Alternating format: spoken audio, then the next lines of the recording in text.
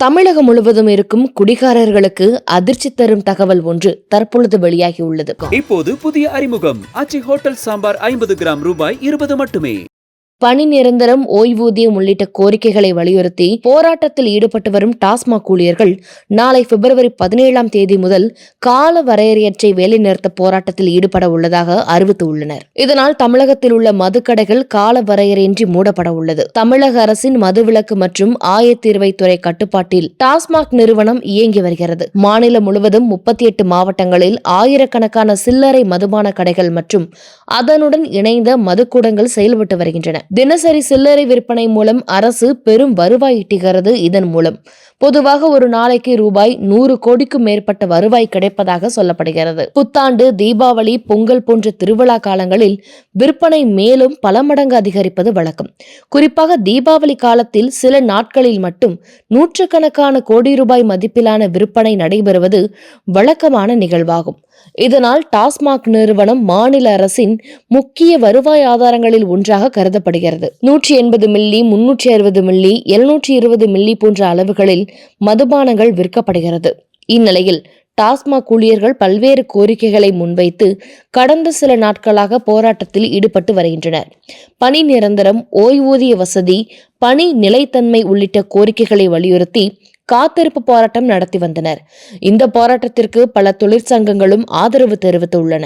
தொழிலாளர் அமைப்புகளான CITU மற்றும் AITC உள்ளிட்ட அமைப்புகள் இணைந்து இந்த இயக்கத்தை முன்னெடுத்து வருகின்றன. போராட்டத்தின் அடுத்த கட்டமாக மாநிலம் முழுவதும் கடையடைப்பு போராட்டத்தை அறிவித்துள்ளனர். அரசு தரப்பில் பேச்சுவார்த்தைக்கு அழைப்பு வராததால் போராட்டத்தை தீவிரப்படுத்தும் முடிவு எடுக்கப்பட்டுள்ளதாக தெரிவித்துள்ளனர். இதற்கான அதிகாரப்பூர்வ அறிவிப்பு டாஸ்மாக் மேலாண்மை இயக்குநரிடம் வழங்கப்பட்டுள்ளதாக கூறப்படுகிறது. அந்த அறிவிப்பின்படி பிப்ரவரி 17ஆம் தேதி முதல் டாஸ்மாக் ஊழியர்கள் பணிக்கு செல்லாமல் இருப்பதுடன் கடைகளை மூடி சாவிகளை நிர்வாகத்திடம் ஒப்படைக்க திட்டமிட்டுள்ளனர்.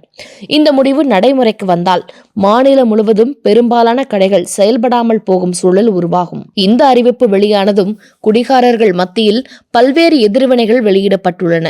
குறிப்பாக மதுபானம் பயன்படுத்தும் வாடிக்கையாளர்கள் எச்சரிக்கையாக தற்பொழுதே அனைத்தையும் வாங்க தொடங்கியுள்ளதாக தகவல்கள் தெரிவிக்கின்றன. சில இடங்களில் விற்பனை தாறுமாறாக அதிகரித்து உள்ளதாகவும் கூறப்படுகிறது. மறுபுறமோ இந்த போராட்டத்தை தடுக்க டாஸ்மாக் நிறுவனம் என்ன நடவடிக்கை எடுக்கப் போகிறது என்ற எதிர்பார்ப்பும் அதிகரித்து உள்ளது. அரசுக்கு வருவாயை அள்ளித்தரும் முக்கிய துறையாக இருப்பதால் இந்த டாஸ்மாக் வேலை நிறுத்தத்தால் பல கோடி ரூபாய் அரசுக்கு வருவாய் இழப்பு ஏற்படும் அபாயம் ஏற்பட்டுள்ளது. இதனால் அரசு தரப்பில் உடனடியாக பேச்சுவார்த்தை நடத்தப்படுமா அல்லது மாற்று ஏற்பாடுகள் செய்யப்படுமா என்பது குறித்து தெளிவான தகவல் வெளியாகவில்லை. திராவிட முன்னேற்ற கழகம் 1957 2 பேர் வெற்றி பெற்றாங்க. ஒன்று சொல்லின் செல்வர் EVK சம்பத், இன்னொன்று தர்மலிங்கம். அதில் ஒரு முறை குடியரசுத் தலைவருக்கு கருப்பு கொடி காட்டுவதாக 1960 ஒரு அறிவிப்பை அண்ணா வெளியிட்டார். உடனடியாக இதை கேள்விப்பட்ட அன்றைய பிரதமர் நேரு அவர்கள் சம்பத் அவர்களை அழைத்து, நீங்கள் என்ன மாதிரி உறுதிமொழி கேட்கிறீர்களோ அதை வழங்க நான் தயாராக இருக்கிறேன். குடியரசுத் தலைவருக்கு கருப்பு கொடி காட்டுவது நல்லதல்ல, அதை நீங்கள் விலக்கிக் கொள்ள வேண்டும் என்று கேட்டுக்கொண்டதற்கு, நீங்கள் இந்தி பேசாத மக்களுக்கு ஒரு உறுதிமொழியை எழுதி கொடுங்கள், இந்த கடிதத்தை கொண்டு போய் நான் அண்ணாவிடம் சொல்லி இந்த போராட்டத்தை திரும்ப பெற்றுக்கொள்கிறோம் என்று சொன்னார். கேட்ட உடனே 1 மணி நேரத்தில் கடிதம் தயார் செய்யப்பட்டு, இந்தி பேசாத மக்கள் விரும்புகிற வரை ஆங்கிலம் தொடர்ந்து ஆட்சி மொழியாக இருக்கும், அது எவ்வளவு காலத்திற்கு நீடிக்கும் என்பதை என்கிற முடிவை இந்தி பேசும் மக்களிடம் விடமாட்டேன், அதை இந்தி பேசாத மக்களிடமே விடுவேன், எவ்வளவு காலத்திற்கு அவர் விரும்புகிறார்களோ அவ்வளவு காலத்திற்கு ஆங்கிலம் துணை ஆட்சி மொழியாக இருக்கும்னு தெளிவாக உறுதிமொழி கொடுத்தது 1960. அதற்கு பிறகு காங்கிரஸ் ஆட்சி காலத்தில் சரியான புரிதல் இல்லாமல் அன்றைய அரசு அந்த பிரச்சனையை சரியாக அணுகாத காரணத்தினாலே 1965 இந்திய எதிர்ப்பு போராட்டம் நடைபெற்றது. விரும்பத்தகாத நிகழ்வுகள்லாம் நடைபெற்றது. அதுக்கு பிறகு ஆட்சி மொழிகள் சட்டம் திருத்தம் செய்யப்பட்டு நேருவின் உறுதிமொழிக்கு சட்ட பாதுகாப்பு கொடுத்தது காங்கிரஸ். ஆக இந்தி திணிப்பை இன்றைக்கு காங்கிரஸ் கட்சி எதிர்க்கிறது. கம்மிங் பேக் டு விஜய், அவர் இன்னொன்று சொல்லியிருக்கிறாரு, 30% ஓட்டு தாவேக்காக்கு இருக்குன்னு சொல்லியிருக்கிறாரு. எப்படி பார்க்குறீங்க? ஆரம்பத்தில் 15ன்னு சொன்னாங்க, அப்புறம் 42ன்னு செங்கோட்டையன் சொன்னார். ஆனால் விஜய் 30ன்னு சொல்கிறாரு. ஒரு யதார்த்தத்துக்கு வந்துட்டாரா? 30ங்கிறது சொல்கிறதே யதார்த்தம்னு பார்க்குறீங்களா, இல்லை மிகைப்படுத்தி சொல்கிறாரா? விஜய் அவர் வந்து ஒரு கலை பின்னணியோடு வருகிறார். அவர் நிறைய கற்பனை சினிமாவில் கற்பனையான வேடங்களை தான் அவர் ஒரே நேரத்தில் பல பேரை அடிப்பார். அதெல்லாம் சினிமாவில் சாத்தியம். தேர்தல் களம் இருக்குல்ல, தமிழ்நாடு அரசியல் களம், அந்த களத்துக்கு நீங்கள் வரணுன்னா முதல்ல மக்களை நீங்கள் சந்திக்கணும்.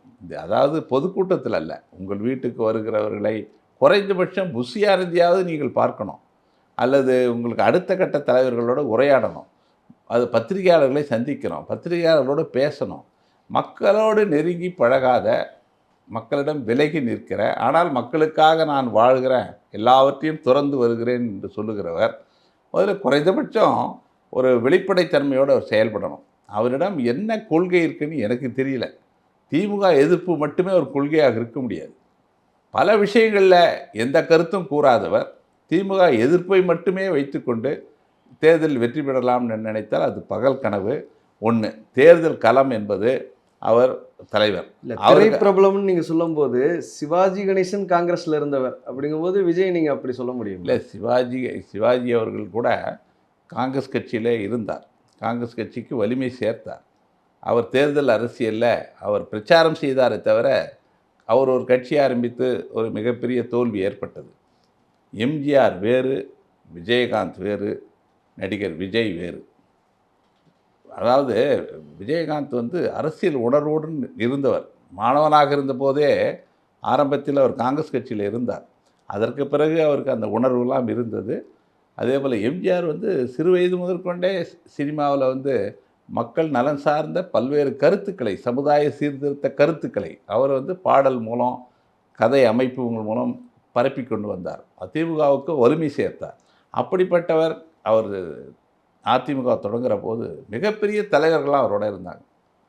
அவர் அந்த மதியழகன் இருந்தார், எல்லாரும் இருந்தாங்க. ஆனால் இவருக்கு அடுத்ததே புஷி ஆனந்த் என்று சொன்னால், அதுவும் தமிழ்நாட்டை சேராத புதுச்சேரி ரசிகர் மன்ற தலைவராக இருந்தவர் தான் இவருக்கு அடுத்த நிலையில் இருக்கார். அவர் தான் எல்லாம்.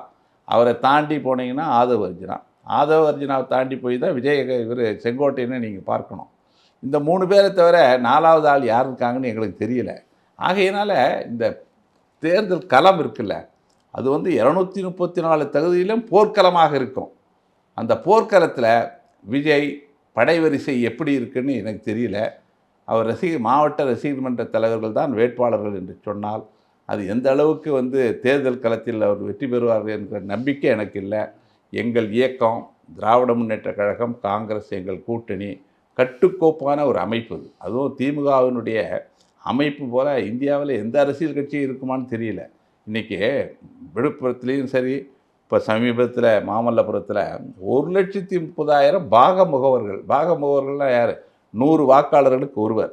அப்படி ஒவ்வொரு மண்டலமாக அவர்கள் மாநாடு நடத்துகிறார்கள், பயிற்சி கொடுக்குறாரு. இன்னைக்கு கூட அதை விமர்சனம் பண்ணி விஜய் பேசியிருக்கிறாரு. இந்த லாரியா பஸ்ஸா காசை கொடுத்தா ஆளை கூட்டுற மாதிரிலாம் அந்த கூட்டம் கூடலை அப்படின்னு சொல்லியிருக்கிறாரு. இன்னொரு விஷயம் கூட என்ன சொல்லியிருக்கிறாரு, மக்களை எப்போ சந்திச்சாரு அப்படிங்கிற ஒரு கேள்வியை கேட்குறீங்க. அவர் அதுக்கு ஒரு பதில் சொல்லியிருக்கிறாரு. என்னன்னா, தமிழ்நாடு என்னுடைய வீடு அப்படிங்கிற ஒரு விஷயத்த சொல்லியிருக்கிறாரு. இல்லை, தமிழ்நாடு என்னுடைய வீடுன்னா ஒரு சாதாரண ஒரு பப்ளிக் வந்து அவரை போய் பார்க்க முடியாது. அவர் எங்கே இருக்காருன்னே தெரியாது, எந்த வீட்டில் இருக்காருன்னு தெரியல. அவருக்கு பல வீடு இருக்குது. எதிர்த்து அவருடைய எங்கே போய் பார்க்குறதுன்னு தெரியல. ஒரு அலுவலகத்திலையும் அவர் பார்க்க முடியுமான்னு தெரியல. இப்போது புதிய அறிமுகம் ஆச்சி ஹோட்டல் சாம்பார் 50 கிராம் ரூபாய் 20 மட்டுமே.